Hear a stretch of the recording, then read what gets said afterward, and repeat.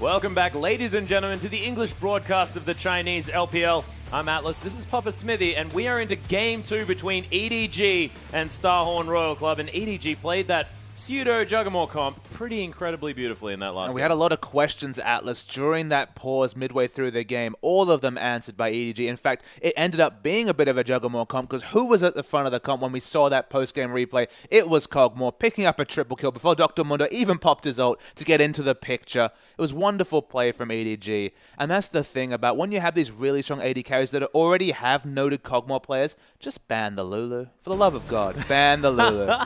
Speaking of which, Papa Smithy gets his wish immediately, well, almost immediately. As soon as we get into champions like Lulu, he's going to hit the benches. Nidalee, LeBlanc, and Lulu are going to be banned for Royal Club, and Rengar and Jan are going to be banned away from EDG. So we'll see what EDG decide to ban as their final option here. It is going to be the very standard Lissandra there, as Rek'Sai going to be left open, and Insect going to be more than happy to take that one into the jungle. I find the Lissandra ban really interesting. It seems almost a bit of a throwaway ban. Ban the Ahri. Already Korn showed good performance on that. Pawn can play it, but definitely not a centerpiece of his champion pool. Lissandra, we haven't seen much success or even much picks of Lissandra come through. Yeah. And seeding away their Rek'Sai, it just doesn't seem necessary. EDG do have the opportunity to pick away the Ahri if they feel like it. See what they do decide to go with. Of course, they have so many different game plans. We talk about this as being it hops on the Corki if he feels like it, and they have heaps of mid-game strength. Koro, he can go back to the Maokai now if he feels like as well. And these will be the picks. Yeah, and that's exactly what their mid-game option. And there's no way that Royal Club can use what they learnt in the last series to do anything about this. There's so much synergy between Corki and Maokai. Both hit their peak in their mid-game.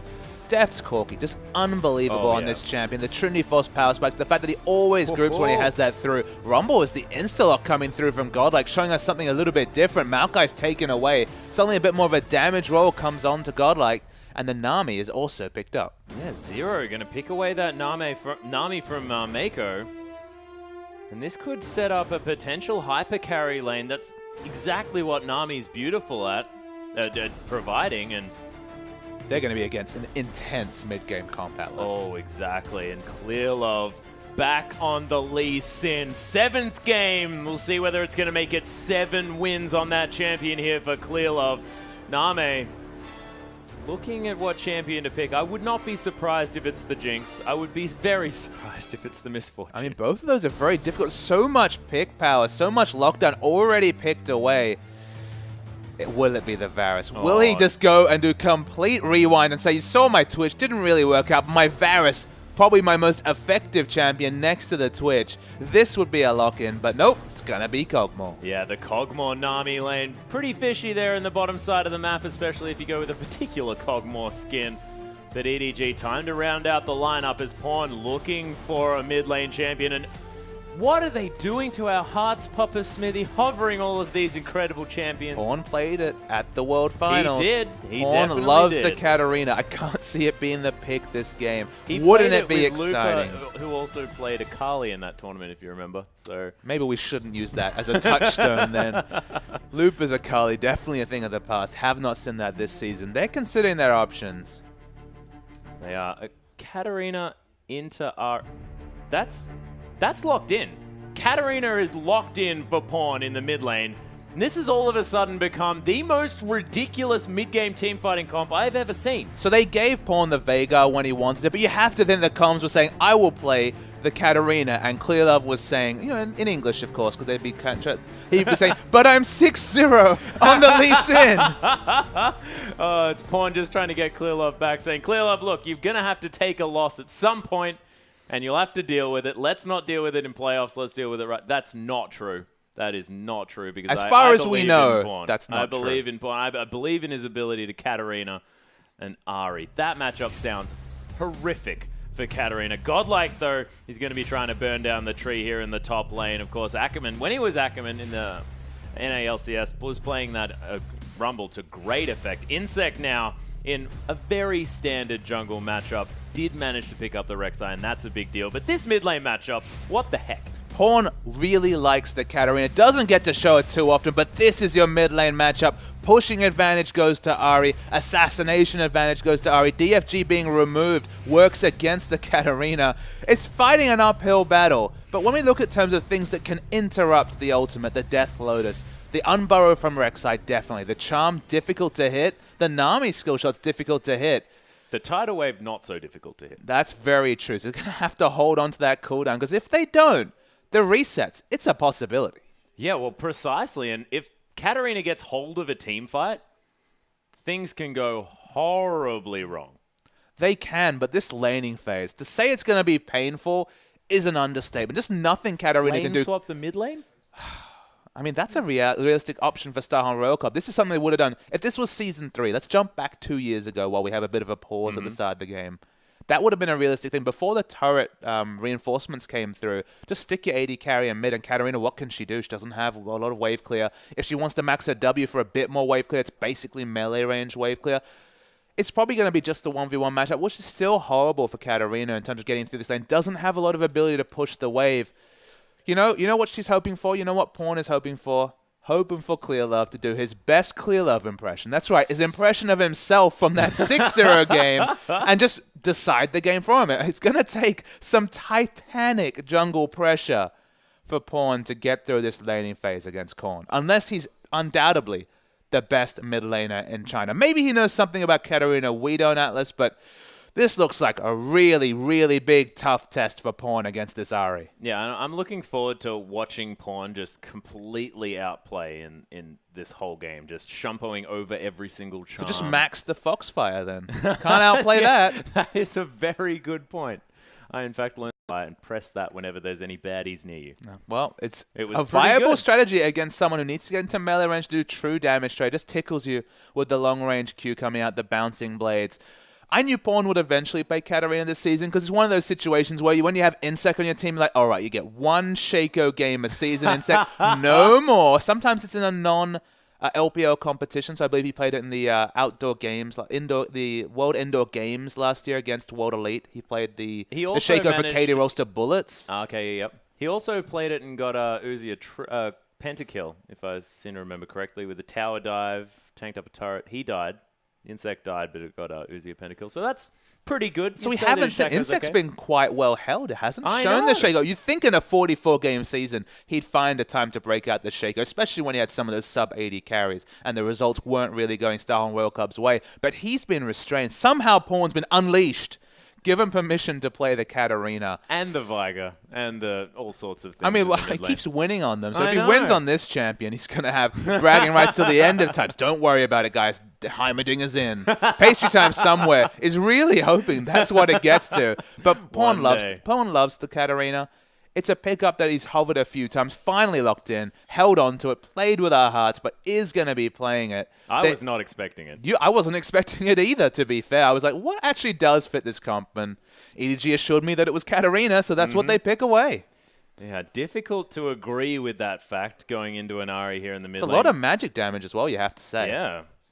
And of course, Korn showed a lot of mastery on that champion, and to pick it into a counter matchup, very tough.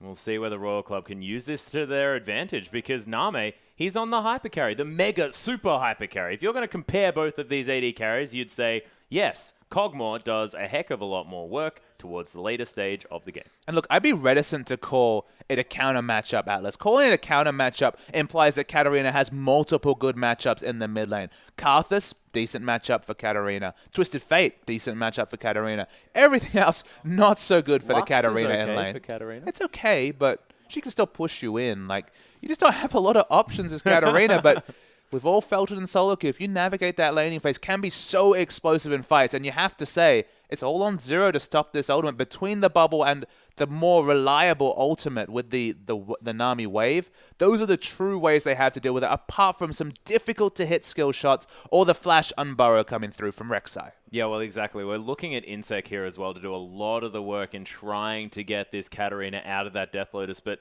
you're not going to have Pawn just Death Lotusing as soon as he possibly can. He's not going to be like that player that just wants to get in amongst the team and immediately blow that ultimate. He's going to be patient. He's going to be waiting for his opportunities to get that down. And Katarina does a lot of damage with just the rest of her spells in a combo as well. And it's worth noting, Ignite was the pickup from Zero. No exhaust. So look, if he does navigate, if he does play the waiting game, he's got the tools to succeed. Yeah, it's true. Equalizer from Godlike might be helpful, though. We'll see whether he can put that down exactly where this Katarina is going to be Death Lotusing. That could be an option here. But it's looking quite dangerous for the lineup of Royal Club because last time we saw Pawn's Katarina, things went horribly wrong. But, ladies and gentlemen, let's get on to the Rift.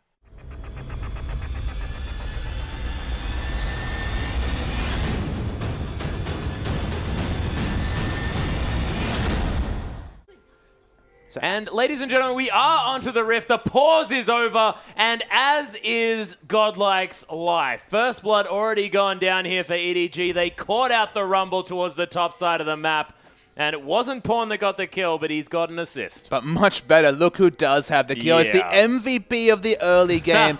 In just a couple of games ago, Clearlove's Lee Sin doesn't usually need kills to succeed, but he has one anyway. Yep, and I have a feeling he's probably not going to stop there as well if we have anything to go by as far as what Clearlove has provided for us with this champion. He's been so incredibly good. Mako hanging out with Clearlove and Corey here as well towards this Grump, and we are going to have a lane swap to start things off. The lane swap comes through. It's initiated by EDG. Very interesting. Corky does actually have a surprisingly poor laning phase against Cogmore, just because he's all about the phosphorus bomb auto trades. Cogmore, as he gets levels, and even from the first level, can just sit back, use the Biocane Barrage to farm. As he gets more points in that ability, the burst trades just aren't really a laning option for Corky, so he does actually tend to lose out as this laning phase goes on, so why not go for the lane swap? Still fantastically strong in a lane swap. Can swap when he gets closer to the Trinity Force, or just can look to rotate around the map and fast push some turrets. The jungle follows on, and the result, EDG vertically jungling at the top side of the map.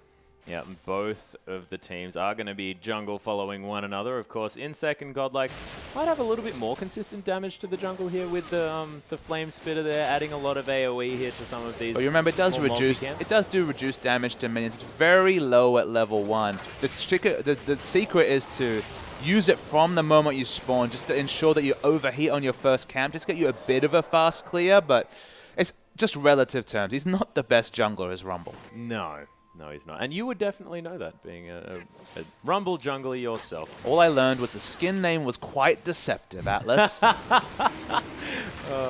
in the jungle. Royal Club now going for a very cheeky early dragon, noticing the fact that there's two members there in the top side of the map. Godlike going to be tanking this one up quite quickly, and Name utilizing that Bioarcane Barrage just to make sure that that dragon's taking as much damage as possible. Pawn is going to be able to pick up a cannon creep in the mid lane, which is one of the most exciting things to happen on this map at this current time as the dragon goes down.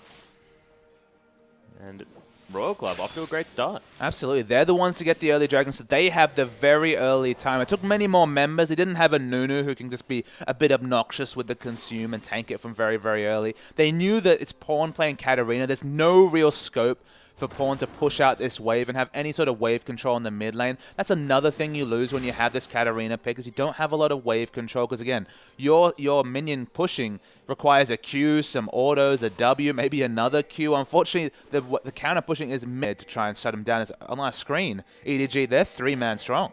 Yeah, they're looking to make something happen. Zero hanging out with Korn here in the mid lane. You can see Pawn definitely trying to make use of that Doran shield that he's picked up earlier on, just to make sure that not too much is going to happen. But Twisted Advance onto Name here immediately flashes out of the way of the Death Sentence and turns around the damage here onto Koro. But these minions do not very little damage here in the early stages of the game. That was an awkward sentence. How much damage was that? Sorry, Atlas? Not very little. Okay. That's called a double negative, Papa Smithy. They are doing a fair bit of damage. Absolutely, and they had to tank them. But blowing the flash is an important consideration for a no-escape AD carry like Name. It might not be preyed upon, but with this positioning, it may very well be. And I like how you say that it's a no-escape AD carry like Name, because he's actually publicly said that you don't need escapes on an AD carry. He just throws little Voidoos in there just to say, yeah, I know you're in there, guys. Actually, I don't think he knows they're in there.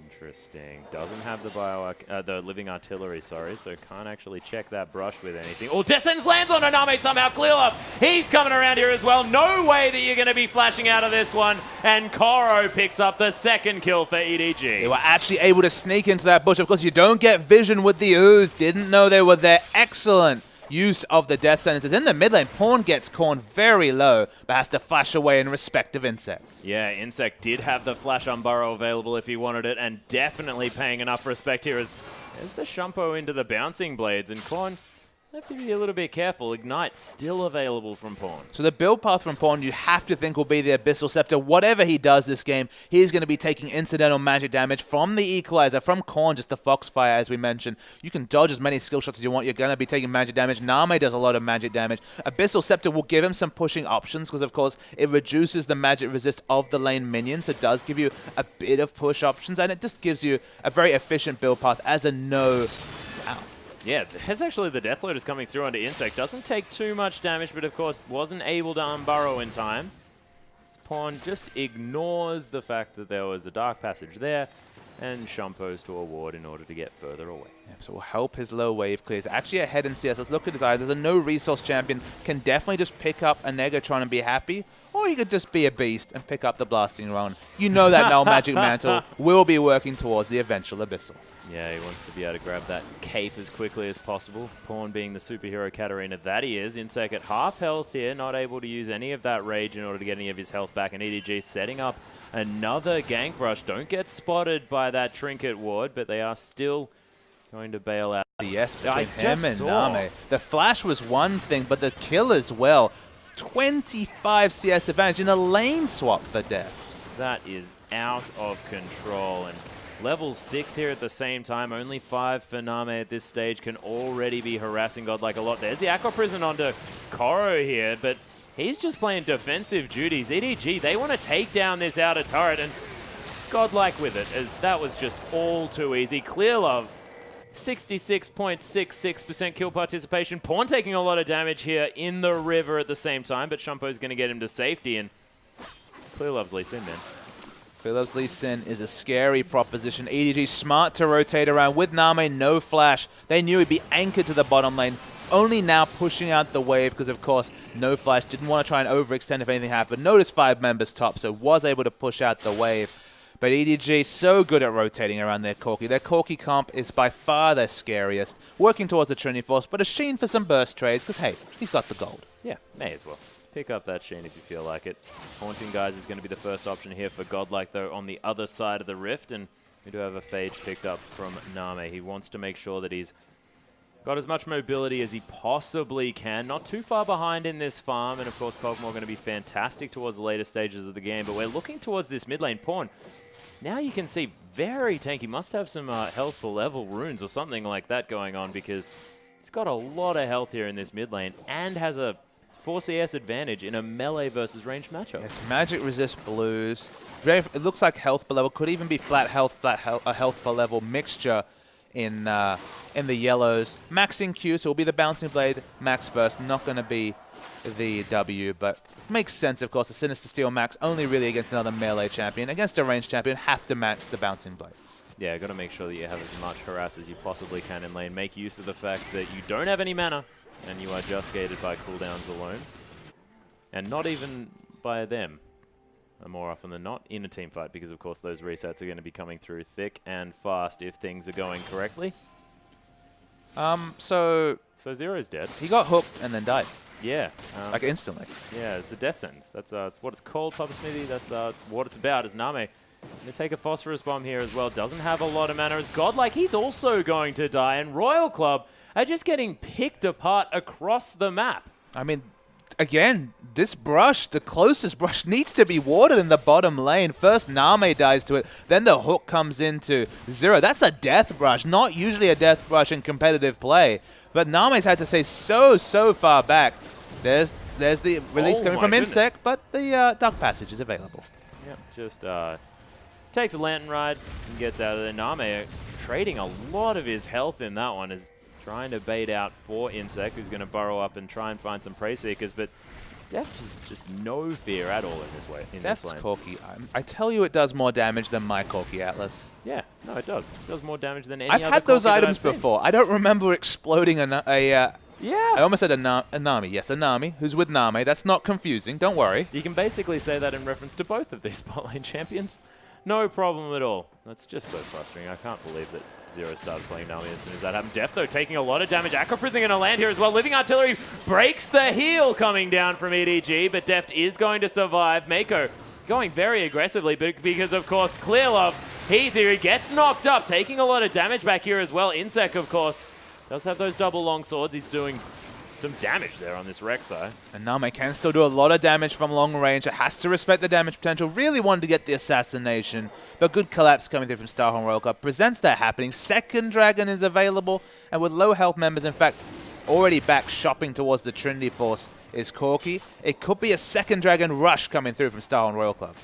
Yeah, and Abyssal Scepter has been completed here by Pawn, though. He's got a lot of grouped up members. Clearlove, he's landed the Sonic Wave, looking to go in on this one. It's Pawn. He's already in there. They've managed to take down the Dragon, but Pawn, he's getting the resets. A double kill already, as that's going to be the third. My goodness, this is ridiculous as EDG clean up the fight. Korn finally takes down Pawn, but that's probably about all this Katarina needed. And there's another statistic that's worth mentioning. That was a 3v5 coming through from EDG. Deft just gets back to lane. Malko wasn't even interested. Didn't show up, didn't even have the teleport. All the low health members, they certainly didn't pick up the second Dragon.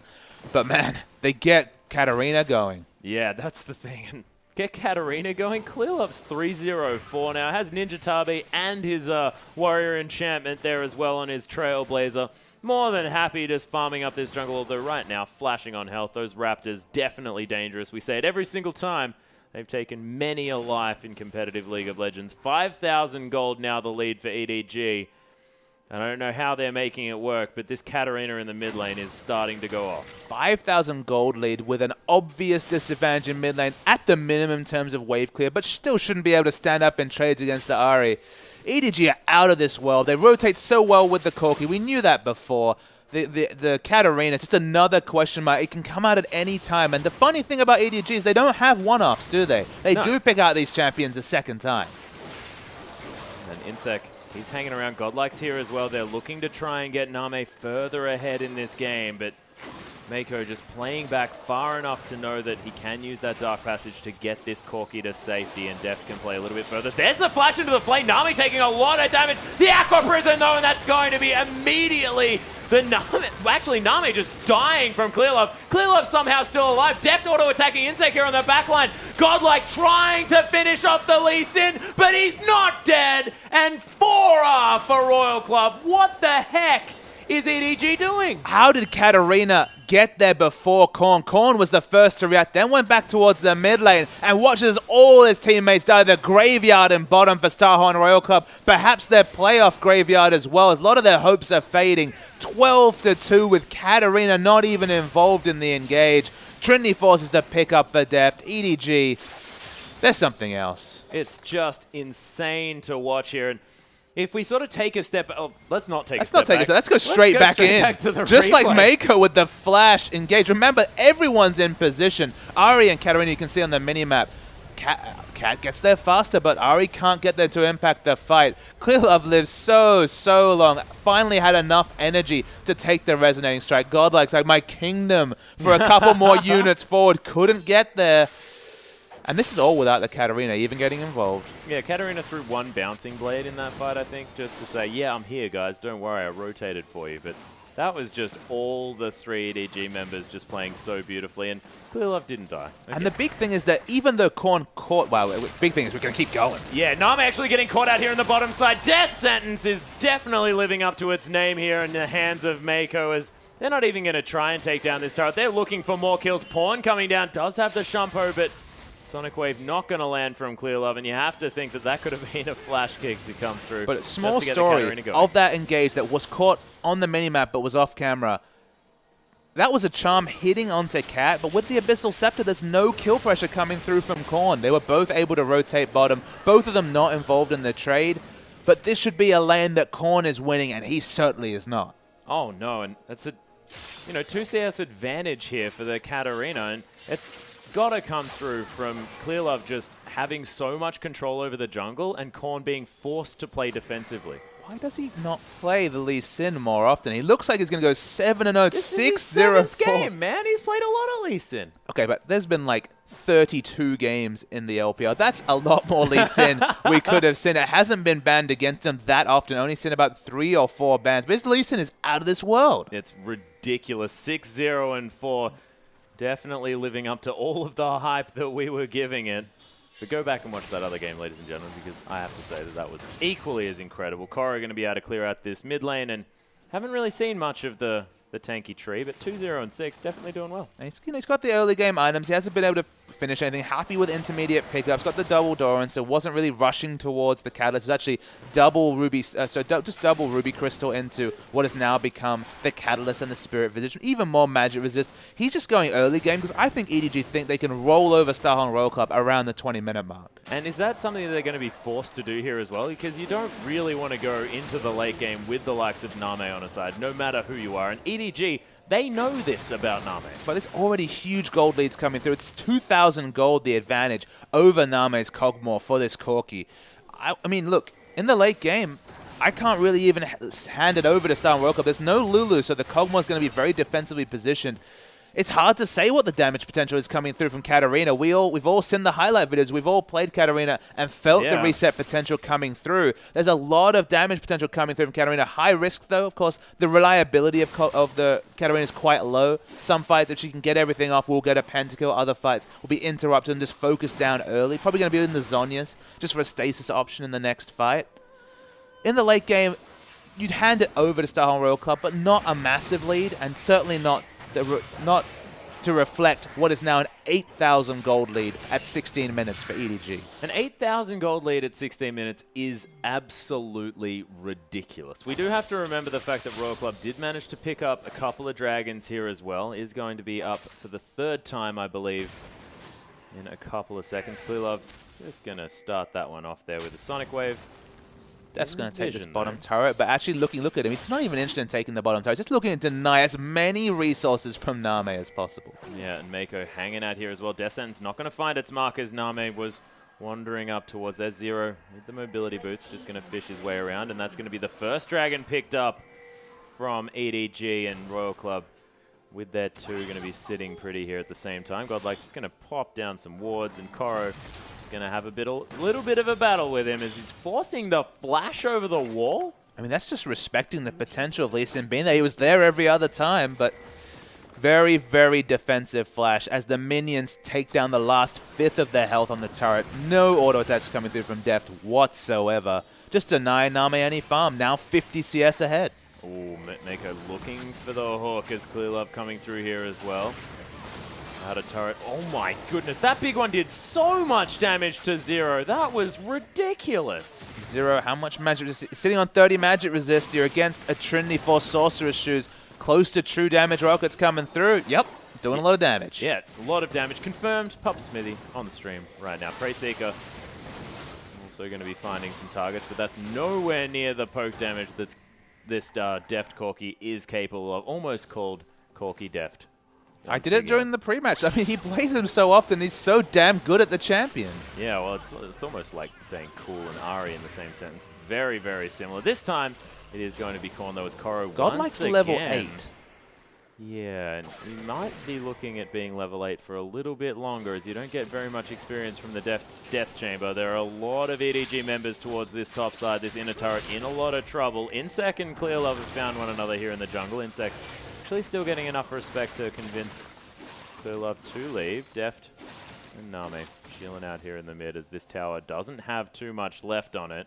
Blue buff is stolen away, so no blue buff available for Korn. Does already have Melanomicon, does have some cooldown reduction, so it doesn't necessarily going to be as gated by the blue buff as if you'd gone for a more offensive build. But look, it's going to be less wave clear, and it's going to allow Pawn just more time to farm in this lane. Ahead 16 CS. That's not the laning matchup, that's just all the pressure that EDG have been able to put out as a unit.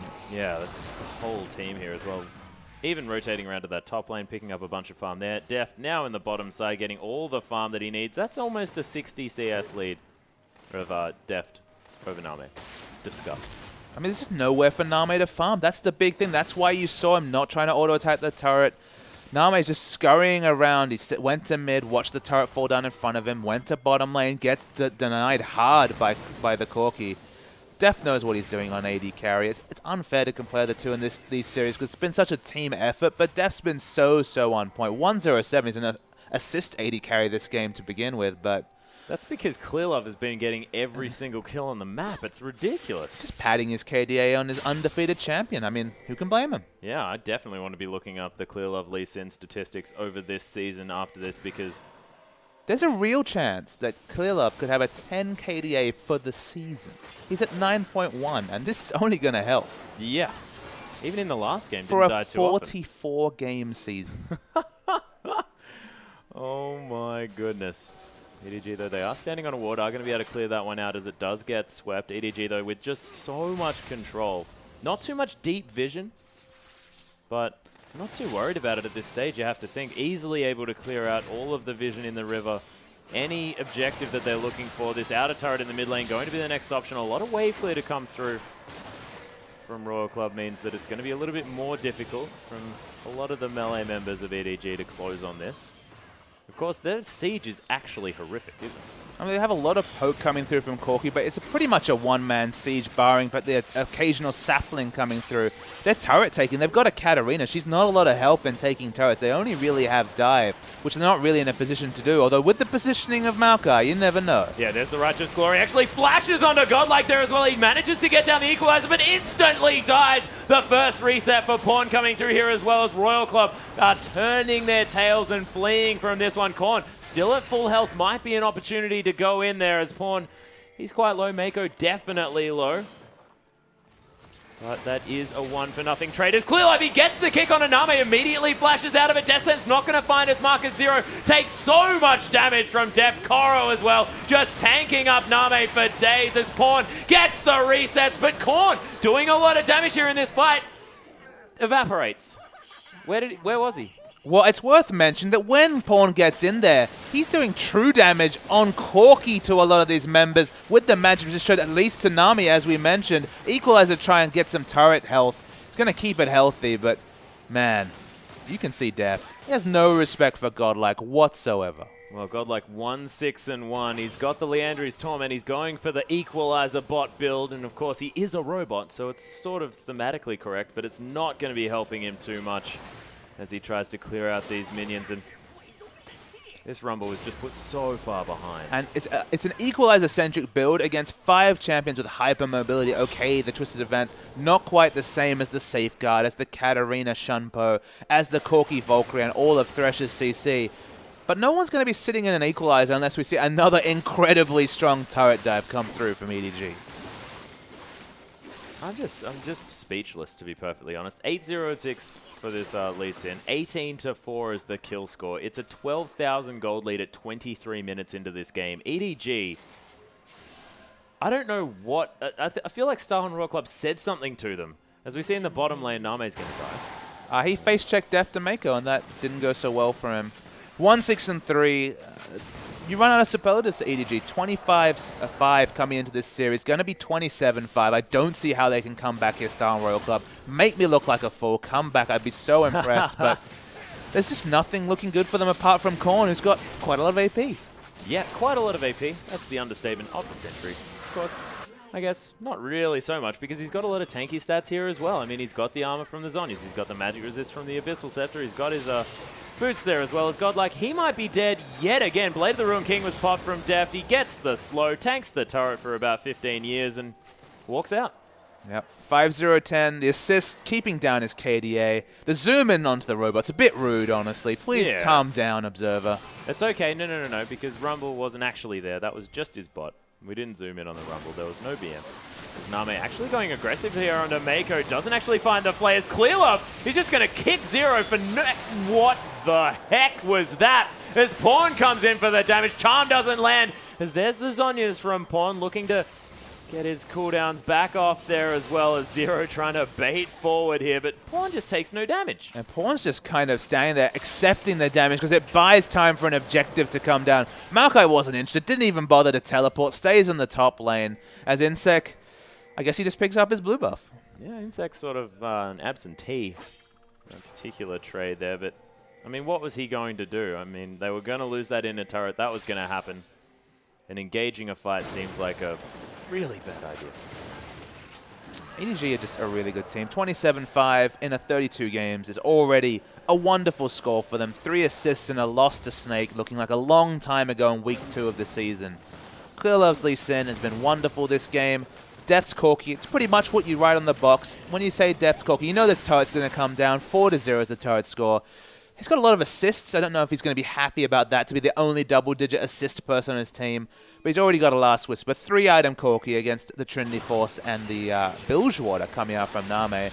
There's just nowhere safe on the map from all the assassination potential of this EDG side, because they've got about 3-4 assassins at this point. Yeah, it's 1.5 items versus 3 items as far as that AD carry position is concerned. And even an Elixir of Iron being picked up from Deft. He wants to be the biggest Corki that we have ever seen. But I'm a dingus, rigging up his machine, adding some extra size to it. He's going to be able to take down that red buff there as well. And Haunting Guy's now completed from Pawn. He knows that there hasn't been very many opportunities for anyone on Royal Club to complete. Oh my goodness, was it going to land?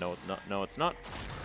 But Pawn, he's here. He finds Insect, who takes a couple of tunnels, and that looked like he was extraordinarily scared. It looked like he was having a lot of fun, though. Yeah, that's true. Like a water slide.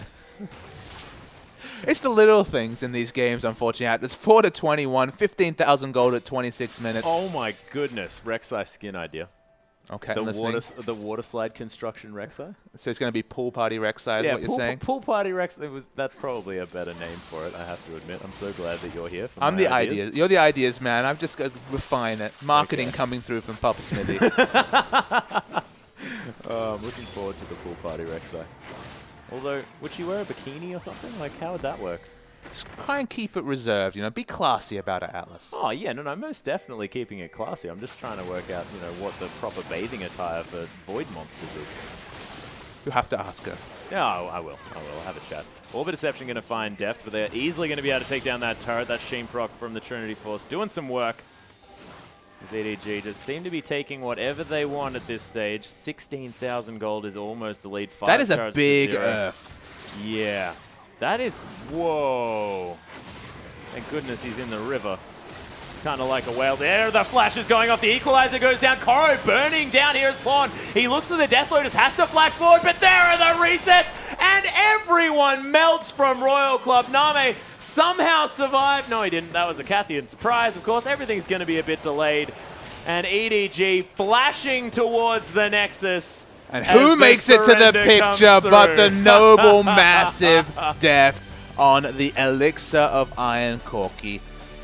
Not much to say about that game, Atlas. That's why we devolved into a bit of comedy, because it was just awkward for Star Royal Club. A team that on the up, remember, they picked up the 2-0 to start last week, but their start to this week could not have gone worse, as they were dismantled by Ed Wood Gaming. Completely dismantled in that game, and something must have sort of got into Royal Club there, because, of course, by about halfway through that game, it was all over, and Clearlove...